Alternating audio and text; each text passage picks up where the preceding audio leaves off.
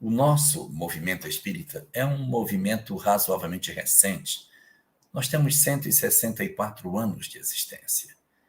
É um tempo razoavelmente curto para a quantidade de transformações, de aprendizados que nós acumulamos ao longo desses pouco mais do que 150 anos de existência. E desde o surgimento do movimento espírita no Brasil, nós já observamos uma característica diferente desse movimento em relação ao surgimento do movimento espírita francês. Quando nós consultamos a obra O Livro dos Médiuns, e no final dela, o capítulo que Allan Kardec consagrou para nos deixar o Estatuto da Sociedade Parisiense de Estudos Espíritas, nós observamos que aquele estatuto que está ali colocado é muito diferente do funcionamento das nossas instituições espíritas brasileiras. Existe uma distância muito grande entre o que está posto no Estatuto da Sociedade que Kardec coordenava, presidia, em relação ao que se dá nas nossas diversas instituições espíritas brasileiras. Nesse sentido, é importante observar que essa instituição colocada na França, em Paris, era a Sociedade Parisiense de Estudos Espíritas. Portanto, o foco dessa instituição era a pesquisa, o estudo, a investigação. E por isso ela se revestia de algumas características bastante singulares. Era uma sociedade constituída para que as pessoas investigassem, estudassem o fenômeno espírita. E muitas daquelas comunicações que serviram de base para a estruturação da obra O Céu e o Inferno foram obtidas durante as reuniões que eram realizadas nessa instituição. Mas ela tinha umas características bem curiosas. Diferentemente das nossas instituições espíritas, lá o trabalho era de investigação, de estudo. Então não havia um perfil semelhante ao que nós temos no Brasil. As pessoas, para participarem dessas reuniões, elas precisavam primeiro obedecer a um convite. Havia a possibilidade de se oferecer 5 vagas para convidados em cada reunião. E esses convidados só poderiam ir a 2 reuniões como convidados. A partir da segunda, ele não poderia vir novamente para assistir uma terceira se ele não se tornasse membro da Sociedade Parisiense de Estudos Espíritas. As reuniões aconteciam apenas às sextas-feiras à noite, aonde a instituição abria suas portas para que os seus diversos membros se fizessem presentes para a conversa semanal com o mundo espiritual, para como se, abrindo uma janela, eles pudessem perceber como que os espíritos viviam do lado de lá e qual era a realidade da vida após a morte. Quando esse movimento doutrinário aporta no Brasil, ele vai experimentar uma transformação muito profunda. Exatamente na virada do século XIX para o século XX, o presidente da Federação Espírita Brasileira, Adolfo Bezerra de Menezes, oferece um formato, uma maneira de funcionamento para as instituições espíritas, e essa maneira de funcionar, esse modo operandi das instituições espíritas é profundamente diferente daquilo que existia nas nossas instituições francesas. Nas instituições brasileiras, logo de cara, quando Bezerra de Menezes inicia o trabalho de construção, já se observa uma mudança muito forte. Qual a mudança? O trabalho mediúnico não era só de investigação. O trabalho mediúnico era de socorro ao desencarnado.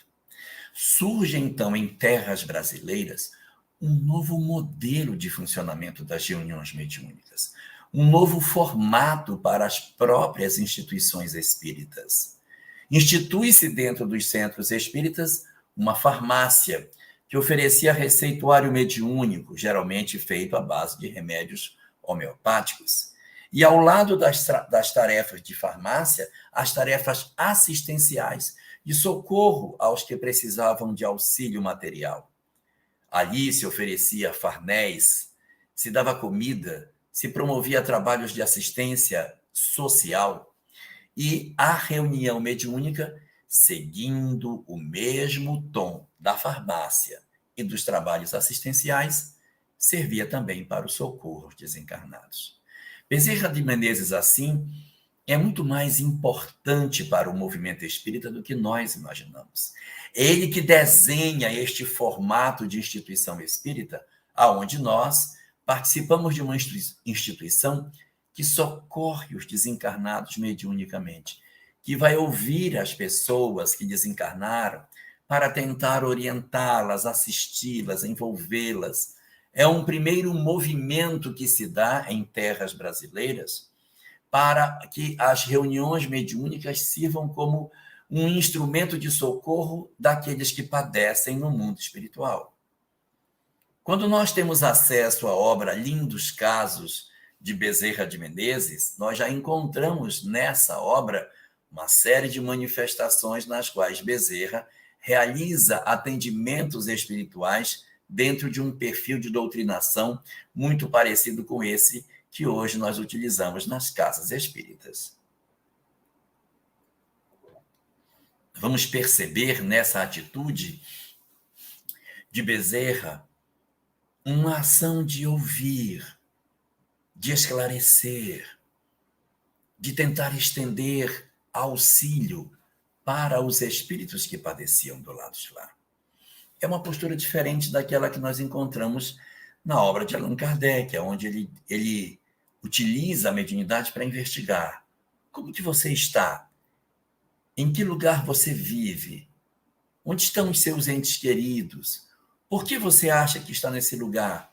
Então, Allan Kardec trabalha muito mais como uma espécie de investigador mesmo, tentando entender a realidade dos espíritos. Bezerra de Menezes, numa proposta diferente, exerce o papel que lhe é próprio. Quem era profissionalmente o professor Rivail? Ele era um mestre, um professor, e ele está ali para estudar o fenômeno. E qual era a profissão de Adolfo Bezerra de Menezes? Ele era médico. Como médico, enxergava as criaturas como pacientes, como doentes, que precisavam de atendimento, de acolhimento, de assistência, de tratamento. E assim, portanto, as reuniões mediúnicas, as tarefas de farmácia, as tarefas assistenciais da casa espírita tinham como tônica fundamental a apresentação do centro espírita como um grande hospital espiritual.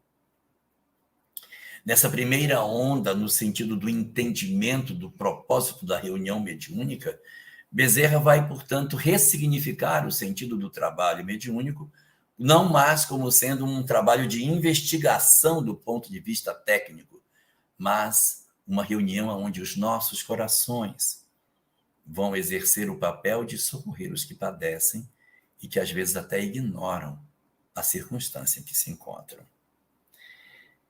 E é assim que o movimento espírita se constrói nessa primeira etapa do século XX. Nós vamos encontrar, a partir dessa mobilização que Bezerra de Menezes promove, o surgimento de reuniões mediúnicas sempre no sentido de socorro aos que padecem, sempre no sentido de que elas sejam para atendimento aos espíritos desencarnados.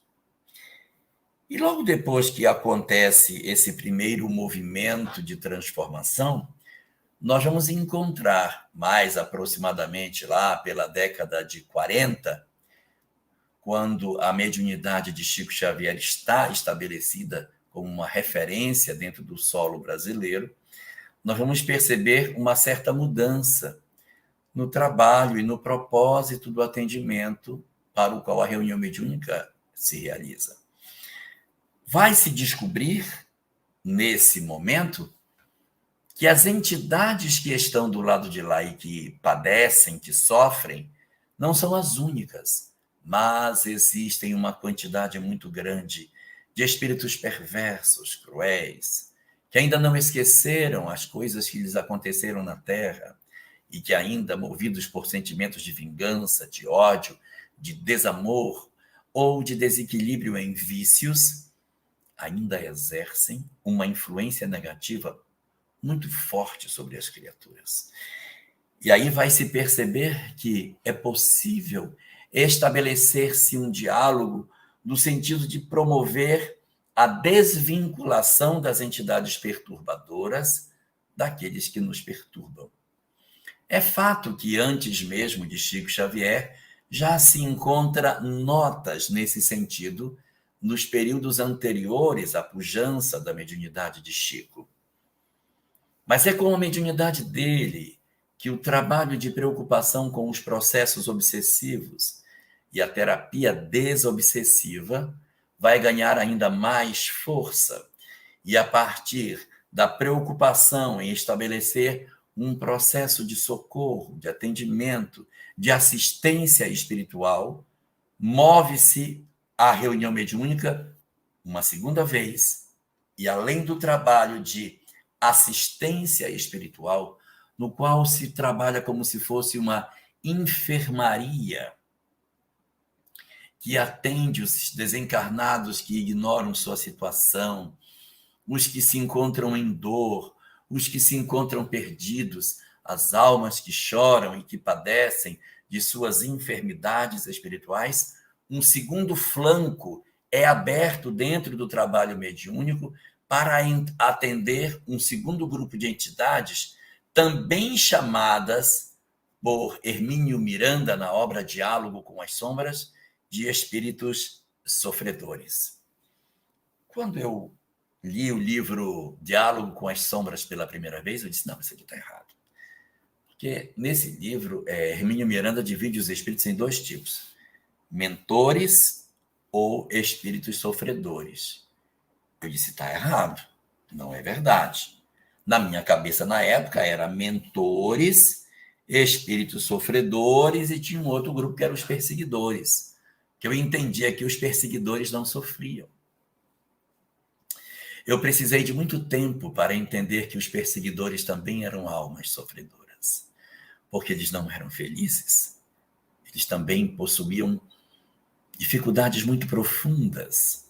E o trabalho de socorro a essas entidades perversas só consegue ter êxito mais efetivo quando nós somos capazes de olhar por trás da agressividade com que essas entidades se manifestam, a criança que soluça por trás da agressividade que é demonstrada. Quando nós desenvolvemos o dom de enxergar o espírito soluçante que está escondido por trás dos gritos, das violências, das atitudes de ameaça, nós estamos capazes de realizar o trabalho efetivo de socorro a essas entidades. Então, quando avançamos nessa dinâmica, nós vamos perceber que, além do trabalho de socorro para as entidades que ignoravam a sua situação, abriu-se uma nova porta, a porta dos trabalhos de desobsessão no sentido pleno. As casas espíritas, então, iniciaram os seus trabalhos de desobsessão, grupos específicos. André Luiz, através da mediunidade de Chico Xavier, ofereceu-nos até uma obra, dando diretrizes de como criar, como implantar as balizas fundamentais para que se coloque dentro das casas espíritas o trabalho desobsessivo, na atitude de realizar o desatar dos vínculos entre os perturbadores e aqueles que lhes são perturbados. Era uma nova atividade, além de uma enfermaria, que seria a primeira das descobertas de Bezerra, agora descobríamos também o consultório do psicólogo, para sentar e tentar demover determinadas entidades do processo de vingança, apresentando para todos eles a chance de serem felizes por outra alternativa. Assim, nós criamos dentro das instituições espíritas, fundamentalmente, duas grandes tarefas no trabalho assistencial. Ou estávamos socorrendo os que choravam, ou estávamos conversando com as entidades que queriam vingança? Ou era um trabalho de assistência espiritual, ou era um trabalho de desobsessão. E assim nós funcionamos durante muito tempo. Fizemos isso durante muitas décadas. Até que lá no final da década de 70, início da década de 80, nós descobrimos uma terceira forma de funcionar, as reuniões mediúnicas. Nós criamos o trabalho que, na época, nós chamávamos de trabalho de trabalho de tratamento espiritual. Esse nome depois mudou. Ele mudou de tratamento espiritual para o nome de assistência espiritual. Porque o nome tratamento espiritual sugere cura, né? O nome tratamento espiritual dá a entender que você está dentro de uma dinâmica que tem implicitamente a proposta de uma cura. Então, a gente acabou trocando e passou a chamar de assistência ou até mesmo de atendimento espiritual, que acabou se concretizando como o nome mais utilizado. E aí ficamos com 3 vertentes. Nós tínhamos a assistência espiritual para conversar com as entidades, ouvir os seus lamentos, tentar esclarecer a elas o que estava acontecendo. E o trabalho de desobsessão, no qual nós produzíamos reuniões para conversar com as entidades mais difíceis, os espíritos mais problemáticos que promoviam graves processos de perturbação espiritual. E criamos uma solução de meio termo, chamada de atendimento espiritual, no qual nós criamos a ideia de uma palestra aonde o esforço seria o de tentar ajudar também o encarnado. Porque, veja, se nós não fizermos um esforço para mudar o encarnado, como diz Jesus, na sua linguagem metafórica, quando o demônio sai e depois ele volta e encontra a casa vazia, ele chama mais 7 para ocupar a casa com ele. A casa, no caso, é a casa mental. Então, quando você tem um processo obsessivo e que você, por alguma forma, possui uma estratégia para convencer o espírito a um afastamento, e esse que sofria o processo obsessivo, ou seja, o encarnado, não se modifica, continua vibrando na mesma faixa, a tendência é que a entidade perturbadora se aproxime de volta. E ao encontrar a casa mental vazia, ele chama mais 7, isso é um número figurado, gente, para ocupar com ele a casa, ou seja, ele precisa mudar. Nós precisamos cuidar dos desencarnados? Sim, como nós fazíamos no trabalho de assistência espiritual. Mas quando a gente percebeu, pelo trabalho de desobsessão, que havia uma quantidade grande de espíritos que possuíam vinculações fortes com os encarnados, produzindo uma série de sofrimentos na forma de doenças, transtornos emocionais, problemas de toda ordem no sentido da família, alterando as emoções das criaturas, no sentido das dores que eles passavam em função dessas perturbações que os espíritos exerciam sobre os homens, tal como dispõe a questão 459 de O Livro dos Espíritos. Nós, então, inauguramos dentro do movimento espírita, nesse nosso grande balão de ensaio, uma estratégia para realizar uma atividade em 2 planos da vida. Do lado dos encarnados, uma palestra, passe, água fluidificada, orientação para a produção do evangelho no lar e fazer com que a pessoa exercesse a sua transformação moral. Essas mesmas pessoas colocadas num salão para assistir uma palestra curta de meia hora, porque estão em processo de dificuldade de concentração, e palestras complexas de tempos mais longos, com temas mais técnicos, acabam não sendo tão produtivos. Então, acabou se estabelecendo programas mais brandos, efetivamente falando de questões morais, e dos espíritos, comentando sobre a obsessão, trazendo uma mensagem muito consoladora para atender os encarnados. Depois o toma-se o passe, leva-se água fluidificada para casa, recomenda-se a leitura do Evangelho, recomenda-se a oração com frequência, o atendimento fraterno pelo diálogo, para o acompanhamento desse processo de assistência das pessoas. E o movimento espírita descobriu nessa atividade a pedra de toque para realizar o trabalho. Nós que já tínhamos uma experiência grande com reuniões mediúnicas, continuamos fazendo. Levávamos os nomes para as reuniões mediúnicas. As pessoas entravam no centro espírita, estou me sentindo bem, eu queria ver a possibilidade, vamos lá, cadê seu nome? Então, de um lado, fazia-se todo esse trabalho com os encarnados. E no reverso da medalha, esses nomes levados para a reunião mediúnica eram lidos durante a reunião. Para que ler o nome, gente? Os espíritos já sabem o que você vai ler, pelo amor de Deus. É bom ler, viu? E eu vou dizer por quê. Porque quando os nomes começam a ser lidos no início da reunião e os médiuns estão concentrados, na hora que se lê um nome, que há uma entidade ligada a esse nome, o médium sente uma vibração diferente. Depois que a reunião acaba, ele diz, aquela entidade que se manifestou, que está dentro de um buraco, é de um nome aí da lista, José não sei o quê, volta aí no José. Esse José Antônio Pereira dos Santos. Gente, eu estou só chutando o nome, tá? Esse cara aí, na hora que ler o nome dele, eu senti um fremido em mim, que era exatamente da conexão com a entidade.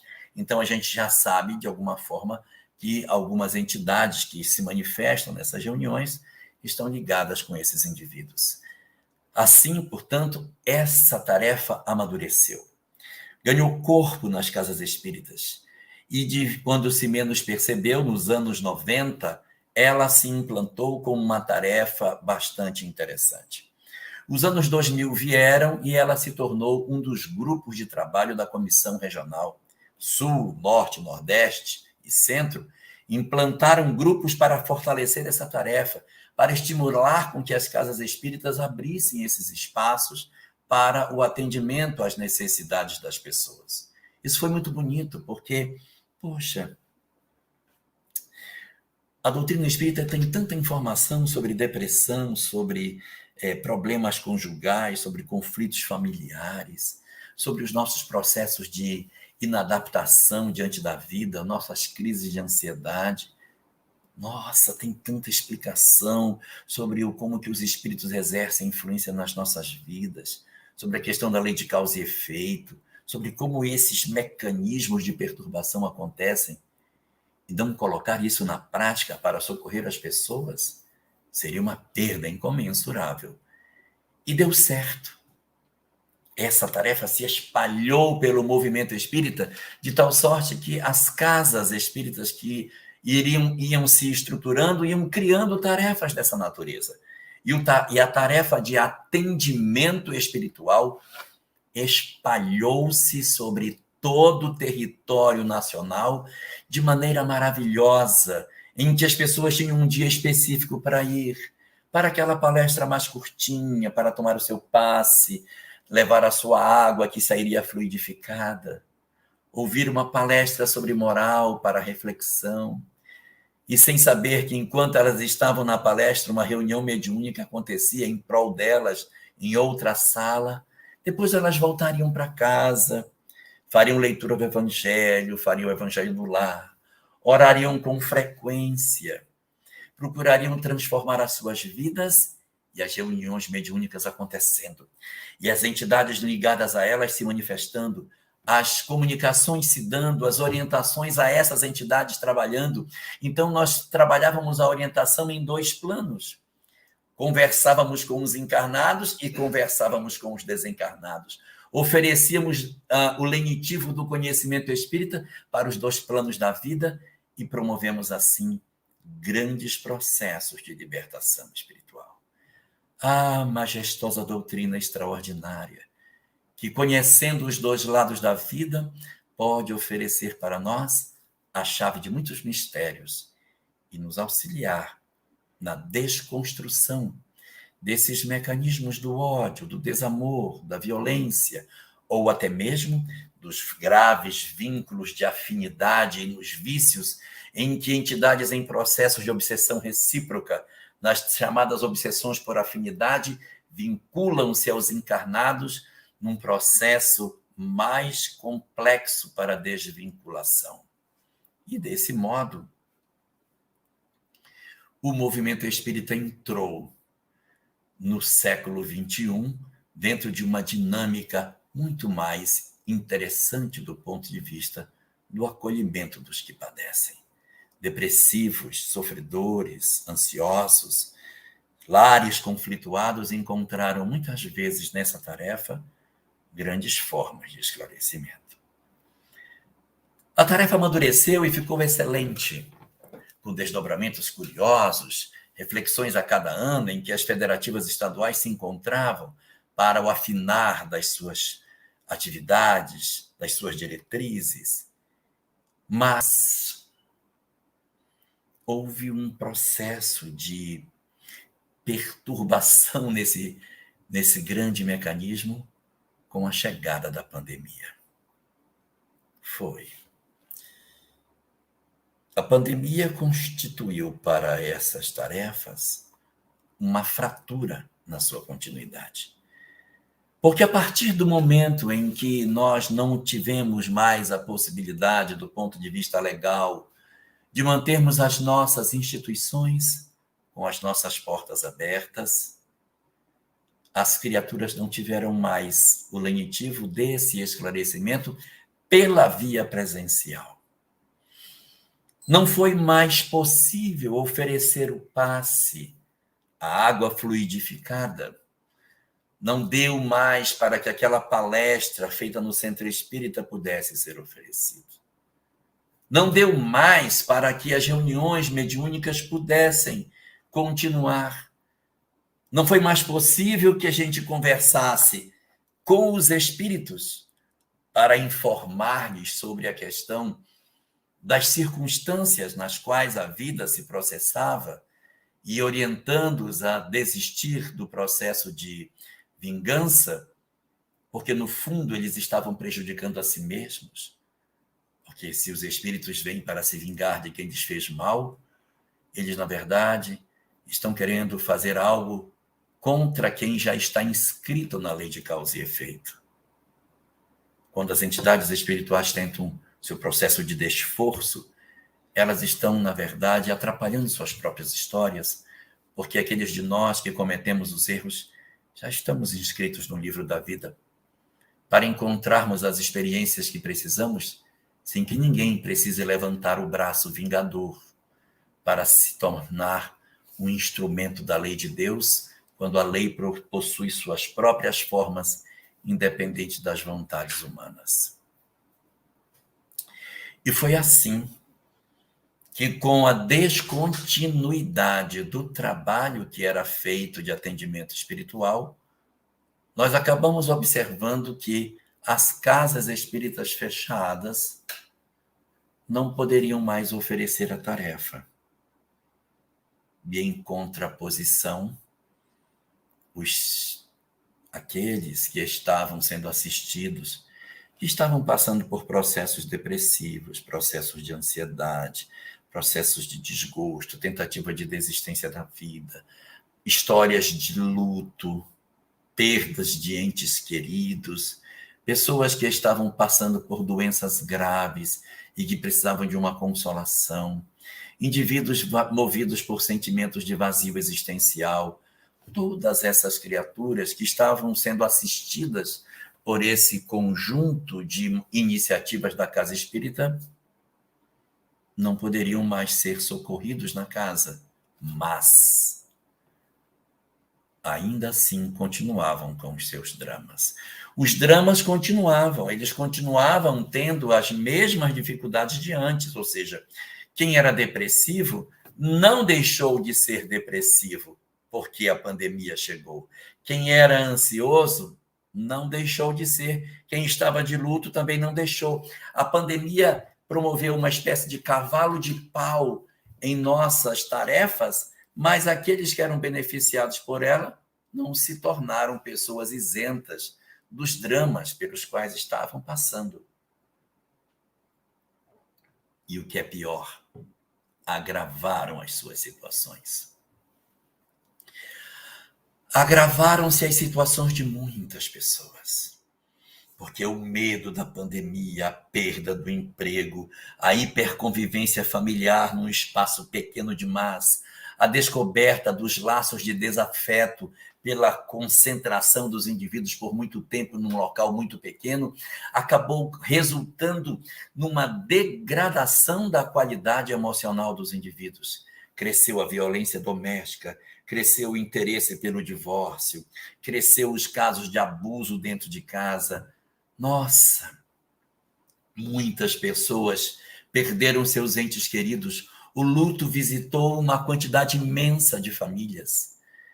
Quantos tiveram que ir procurar algum tipo de consolo para essa experiência dolorosíssima de assistir os nossos entes queridos partindo pela Covid?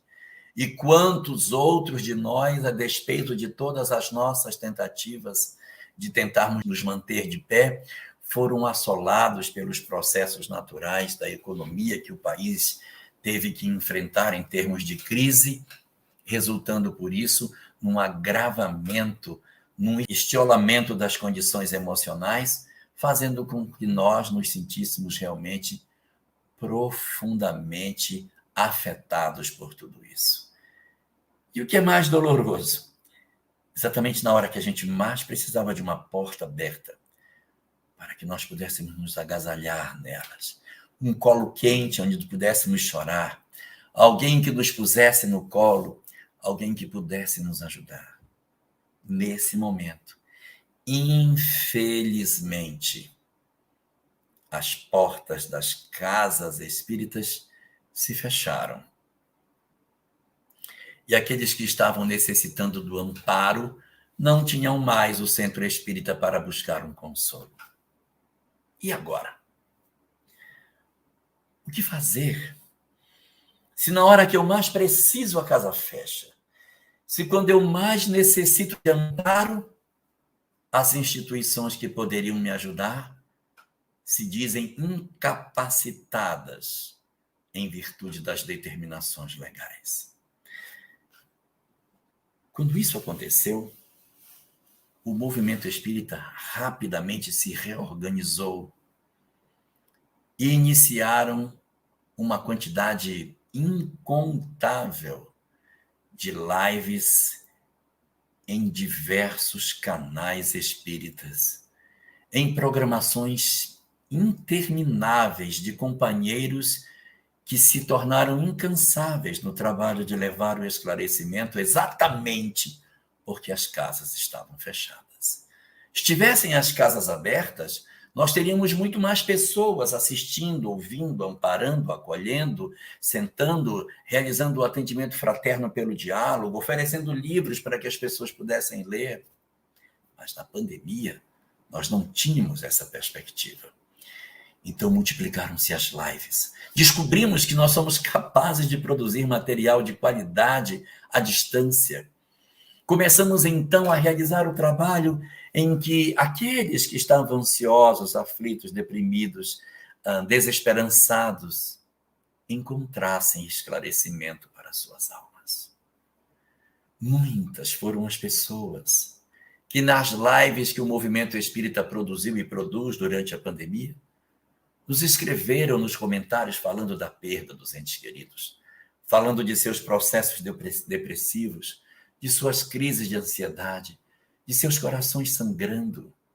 E sempre, na medida em que essas mensagens iam chegando, os grupos de apoio iam recolhendo, tentando assistir, tentando atender, tentando realizar todo esse trabalho, acolhendo os desencarnados para que eles pudessem realmente serem assistidos dentro dessa perspectiva e, dessa maneira, o nosso movimento espírita suprisse, ainda que de forma virtual, os companheiros que padeciam.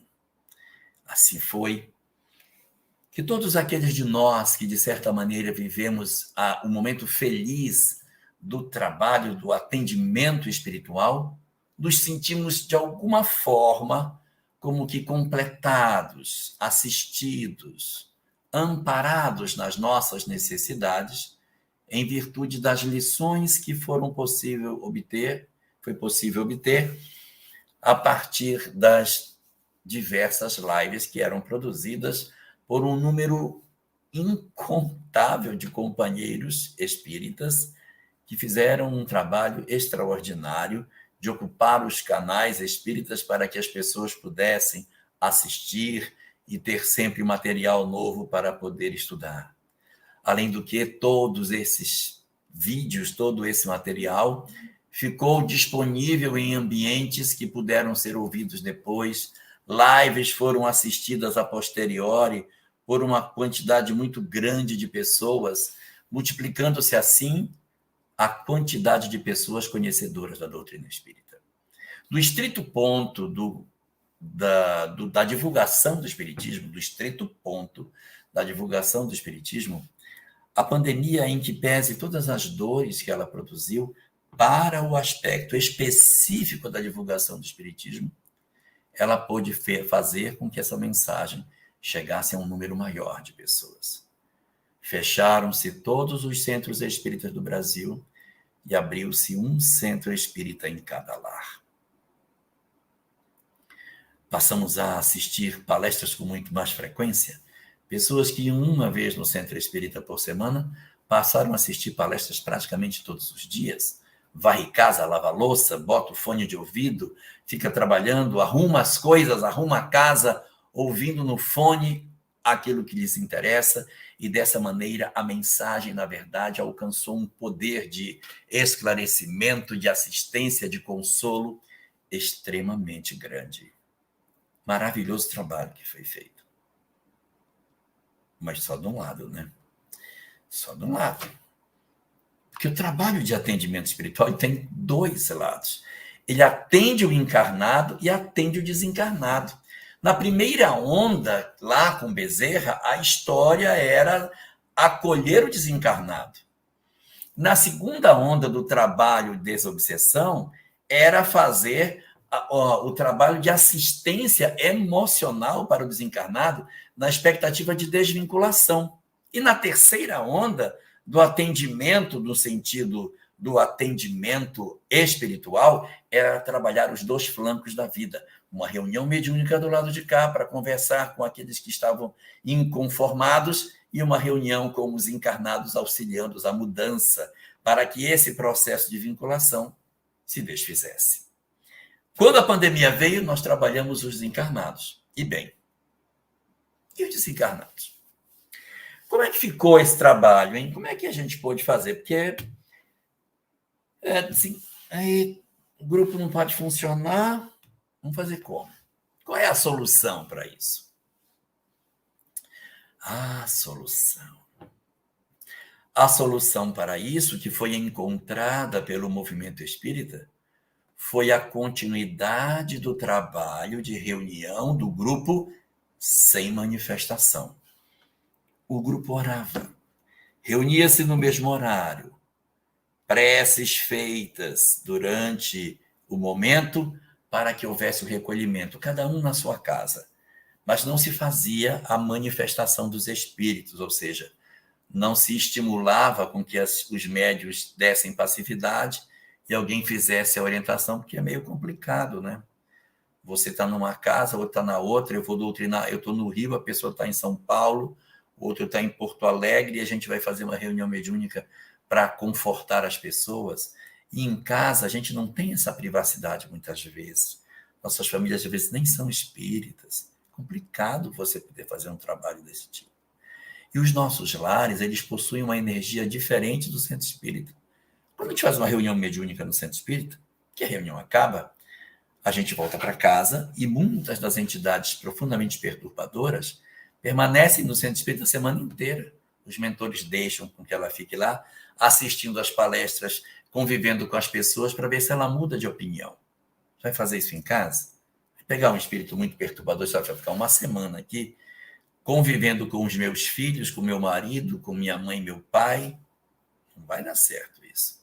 Você atrair uma entidade profundamente perturbadora para seu ambiente doméstico, quando o lar não tem o aparelhamento técnico de um centro espírita, não é boa política. Então a reunião foi feita de outra forma. Como é que ela foi realizada? Era feita a reunião no mesmo horário, vibrava-se no mesmo horário, e ali se fazia uma irradiação de energias para todos os que seriam os assistíveis ou os assistidos da reunião de atendimento espiritual.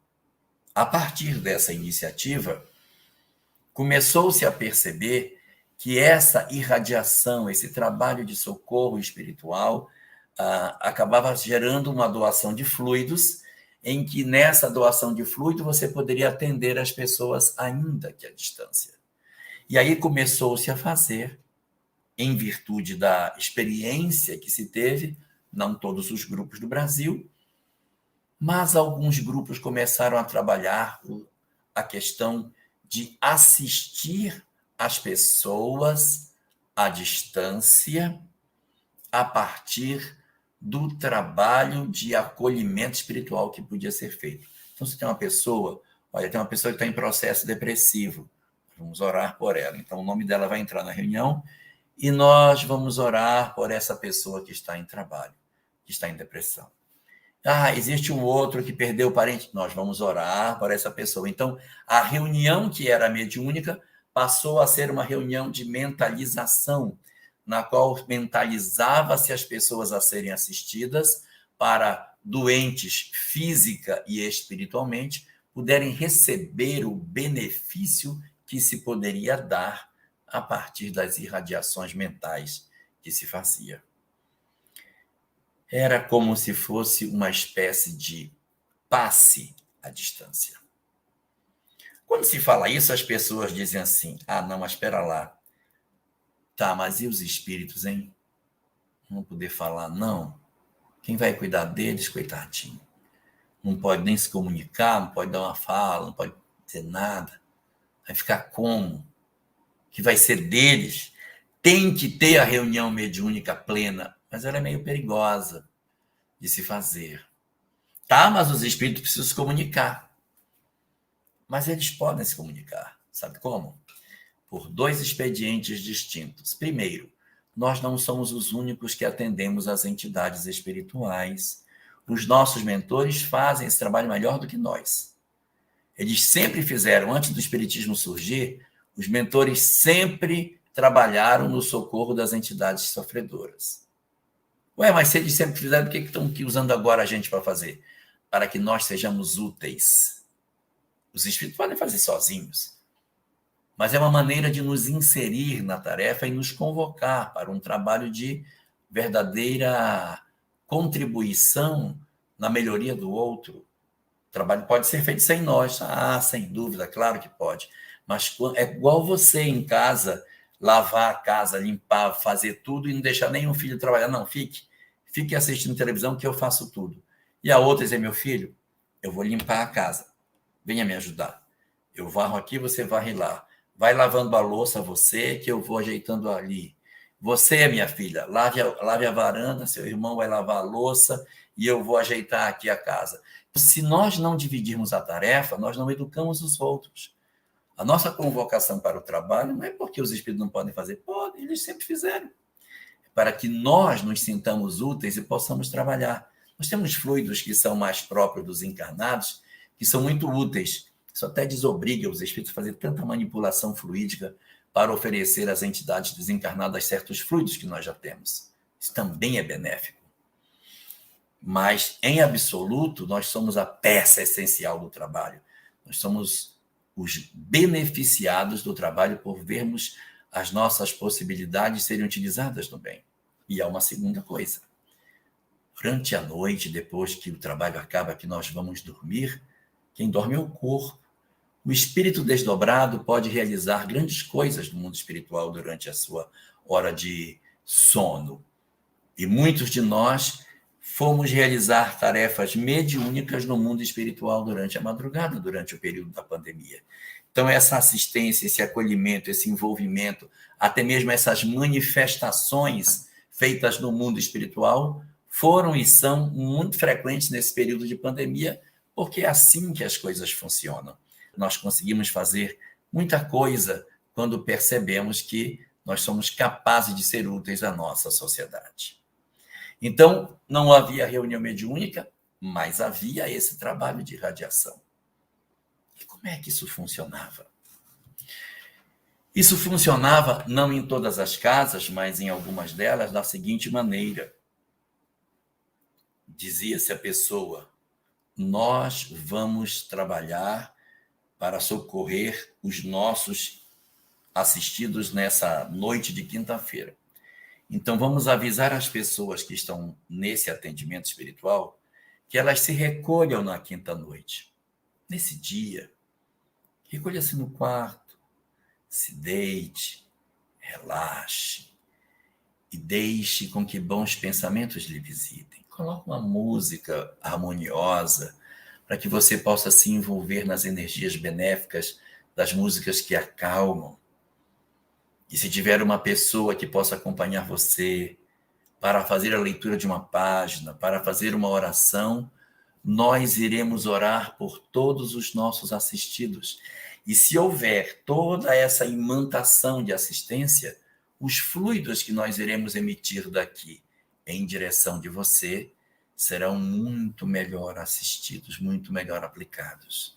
No livro Céu e Inferno, nós temos um caso no capítulo 4, chamado Auguste Michel. É um espírito em condições de perturbação que se encontra preso no corpo e ele pede orações do grupo de Kardec para libertá-lo do túmulo. O grupo ora várias vezes e ele diz que ele não consegue a libertação. Ele precisa que eles vão fisicamente lá no túmulo. E o grupo, depois de muita insistência do desencarnado, vão até o túmulo orar para promover o desligamento dessa entidade. Só que, neste caso, ele está em perturbação. Ele não consegue manter o equilíbrio das emoções. Neste caso é diferente. As energias vêm à distância, mas aquele que vai receber, prepara-se para receber. Não dá para a pessoa, nesse dia, se eu vou para a balada e os espíritos vão mandar lá, na balada eu vou receber as energias. Não vai dar certo. Pode até receber, mas receber uma quantidade muito pequenininha. Então a gente se recolhe, a gente entra em posição de receptividade, para que essas energias do mais alto possam ser aproveitadas por nós de maneira muito mais efetiva. E nós, então, possamos recolher esse benefício, fazermos em nós a recepção desses fluidos que nos ajudem a fazer o desligamento das entidades perturbadoras, facilitando com que as entidades que nos perturbam sejam acolhidas com amor, sejam vistas como nossos irmãos, e a partir do momento em que elas são envolvidas por nós e pelos mentores com amor, desfaz-se as energias negativas e a casa fica limpa. Mas aqueles de nós que tem que arrancar esse espírito que me perturba, tem que amarrar, tem que prender. Estamos longe do amor, meu Deus, estamos longe do amor. E aí ficamos com a casa vazia, depois vem mais 7 para ocupar. O atendimento à distância, portanto, ele é plenamente possível, tanto mais eficaz quanto mais receptivo está o indivíduo do outro lado. Para que as energias que viajam através das emoções que nós emitimos e que são trabalhadas pelos mentores da casa, pelos mentores do paciente, para que ele também mobilize suas energias, para que, de repente, se ele tiver um acompanhante, ajudar a manter a imantação do lugar onde ele está, pode reduzir em trabalhos muito interessantes, a depender da lei do mérito. É lógico que muitos de nós, muitas vezes, precisamos de determinadas experiências que nós chamamos de amargas, mas são experiências necessárias para o nosso burilamento. Nós, muitas vezes, precisamos de certas lágrimas para que os nossos corações se modifiquem. quando essas questões se impõem de maneira efetiva, a gente vai receber consolações emocionais, mas a prova do lado de fora pode não mudar. Mas eu vou mudar do lado de dentro. Numa comparação grosseira, nós podemos dizer que quando Deus nos observa atravessando o mar das grandes provas, o nosso barquinho no meio do mar, balançando desesperadamente, e as ondas muito altas, e nós pedimos: Senhor, socorro, acalma a tempestade. Muitas vezes, Jesus aparece no convés do nosso barco e acalma a tempestade. De outras vezes, não dá para acalmar a tempestade, porque essa tempestade ela faz parte do nosso processo de programação espiritual. Então, quando não dá para acalmar a tempestade, ele acalma o marinheiro. Um marinheiro calmo no mar rebelado faz muitas coisas boas. Então, quando nós oramos pedindo socorro para que Deus venha em nosso favor, nos auxiliar a superar as nossas horas difíceis, a espiritualidade sempre se movimenta. E quando nós nos recolhemos e nos colocamos em posição de receber as energias que vêm até nós, nós seremos beneficiados nesse sentido. Se não for para oferecer a nós uma condição de mudança efetiva do lado de fora das nossas vidas, vem para transformar o lado de dentro de nós, para que a gente consiga, de fato, realizar o trabalho de mudança que a gente precisa fazer. Mas o mais belo de tudo isso da doutrina espírita é o grande propósito pelo qual o trabalho é feito. O trabalho não é feito para curar corpos. O trabalho é feito para curar as almas. Questão 738A de O Livro dos Espíritos diz que Deus não é Deus dos homens, que Deus é Deus dos espíritos e que, portanto, o objeto de suas preocupações são seus filhos, os espíritos, e não suas vestes. A grande preocupação de Deus é oferecer aos espíritos as provas necessárias para que eles descubram o caminho da felicidade.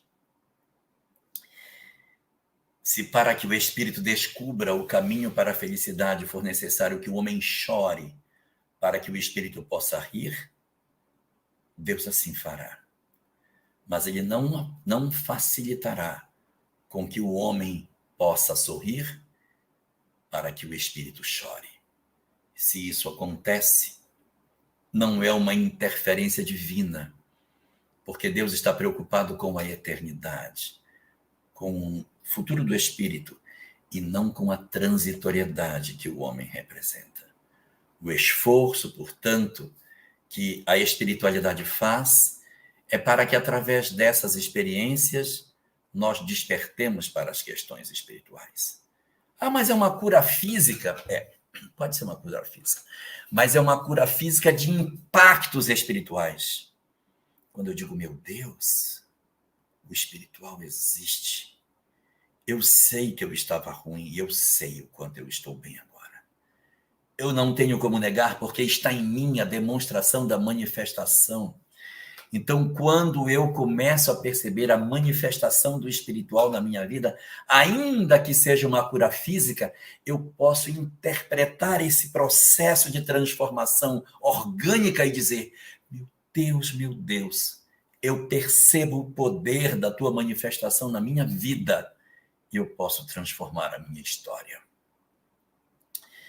Mas, às vezes, as curas não são no sentido físico, mas são nas transformações emocionais, na possibilidade de nos sentirmos acolhidos, assistidos, amparados, fortalecidos, para que possamos enfrentar as nossas provas com maior galhardia, com mais facilidade de fazer o enfrentamento natural dos dramas que a vida nos pede. É aí também que a doutrina espírita se apresenta, oferecendo para nós lições extraordinárias nesse sentido. Portanto, nessa nossa reflexão sobre a importância do trabalho da terapia à distância, é muito importante que nós não nos percamos olhando apenas o aspecto espiritual, como se o centro espírita fosse um ambulatório do corpo. Ele não é um ambulatório do corpo físico, ele é um ambulatório da alma. Se o nosso corpo físico melhora, é para que o espírito reflita. Como nas curas de Jesus, curava o corpo físico para impressionar as criaturas a um chamamento de mudança. Mas nunca na expectativa de oferecer a cura física pela cura física, como se o objetivo verdadeiro desse trabalho como um todo fosse unicamente curar os nossos corpos, independente das circunstâncias espirituais nas quais estamos envolvidos. Neste sentido, existe uma página na obra Vozes do Grande Além. É uma página assinada pelo espírito Inácio Bittencourt. Inácio Bittencourt foi um companheiro trabalhador espírita na área da mediunidade, era médium e atuava nos trabalhos de atendimento a enfermidades físicas. Aquilo que nas obras do movimento espírita que chamados de médium de operações espirituais. Ele cirurgiava pessoas. Os espíritos se manifestavam e ele fazia operações cirúrgicas, físicas, diferente desse trabalho que estamos falando. Ele fazia a cirurgia física. Então, ele, através do trabalho que fazia, durante anos, atuou fazendo cirurgia nas pessoas que tinham as mais diferentes enfermidades. Atravessou praticamente a existência nessa atividade, até que ele também desencarnou. E ele aparece na reunião mediúnica para contar a sua história. Ele veio dizer que depois que ele desencarnou, quando ele chegou do lado de lá da vida, quando ele acordou, aqueles a quem ele havia curado vieram agradecer pelo que ele fez. Os espíritos que ele havia operado os olhos, coluna, estômago, todas as partes, esse médium aparece no mundo espiritual e reencontra os seus beneficiados completos de gratidão. Vieram agradecer-lhe pela oportunidade que ele lhes deu para que se tornassem saudáveis no mundo físico. Gratidão. Ele curou só o corpo dessas pessoas, mas elas vieram agradecer pelo que ele fez. E ele, muito grato, agradecia a todas elas quando percebeu que todas as pessoas que ele curou na vida física estavam no mundo espiritual com as mesmas doenças que ele as havia tratado no mundo físico. Não sei se todos estão entendendo. Mas ele curou o olho de um. E esse que ele curou o olho e que ficou bom do olho lá está cego de novo. Ele curou a coluna do outro, que ficou bom da coluna aqui, mas lá estava também com a coluna do mesmo mal que tinha do lado de cá. Quando ele olhou aquele exército de doentes, quando ele viu aquela quantidade imensa de espíritos enfermos, os quais ele havia curado, ele disse: meu Deus, eu me equivoquei. Porque eu achei que o trabalho que eu tinha que fazer era de curar corpos e não de curar as almas. Eu não ensinei a doutrina a essas criaturas. Eu apenas curei os seus corpos sem que eles pudessem perceber o que poderia ser feito com a existência que possuíam. Ele termina a mensagem lamentando profundamente a perda da oportunidade que ele fez. E diz uma frase extraordinária para fechar essa mensagem. Ele diz: o trabalho que eu fiz, curando os corpos e esquecendo a alma, é como o exercício que alguém fizesse, querendo consertar uma árvore, endireitando-lhe a sombra. Reflitamos sobre isso, para que em nenhuma das tarefas que a Casa Espírita nos convoca a fazer, nós tentemos endireitar a árvore do Espírito, tentando consertar apenas a sombra do corpo. Que Deus, então, abençoe a todos nós e nos permita refletir sobre todas essas coisas.